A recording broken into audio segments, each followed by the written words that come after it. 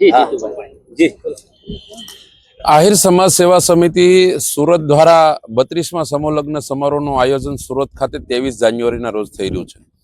194 નવયુગલો પ્રભુતામાં પગલાં માંડશે અને એમને આશીર્વાદ આપવા માટે ગુજરાતભરમાંથી આહિર સમાજના 300 કરતાં વધારે આગેવાનો, ગુજરાત રાજ્યના માન્ય મુખ્યમંત્રી ભૂપેન્દ્રભાઈ પટેલ, નાયબ મુખ્યમંત્રી હર્ષભાઈ સંઘવી, જળશક્તિ કેબિનેટ મંત્રી CR પાટીલ સાહેબ અને શિક્ષણ મંત્રી ત્રિકમભાઈ સાંગા અને 1 લાખ કરતાં વધારે આહિર સમાજના લોકો આ કાર્યક્રમમાં ઉપસ્થિત રહેવાના.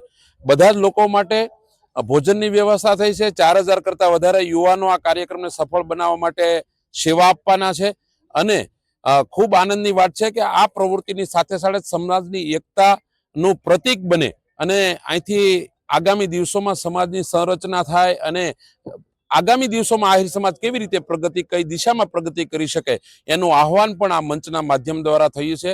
અને બીજી વાત, આ કાર્યક્રમની સાથે સાથે બ્લડ ડોનેશન કેમ્પ, સાયબર ક્રાઇમના ગુનાને રોકવા માટેની અવેરનેસ જાગૃતિ માટેના કેમ્પ અને આરોગ્ય માટે ડોક્ટરોની ટીમ પણ આમાં કામ કરવાની છે. ત્યારે બસ આ કાર્યક્રમનો ઉત્સાહ પૂરા શહેરમાં આહિર સમાજના 1 લાખ લોકો આ કાર્યક્રમને સફળ બનાવવા માટે થનગની રહ્યા છે.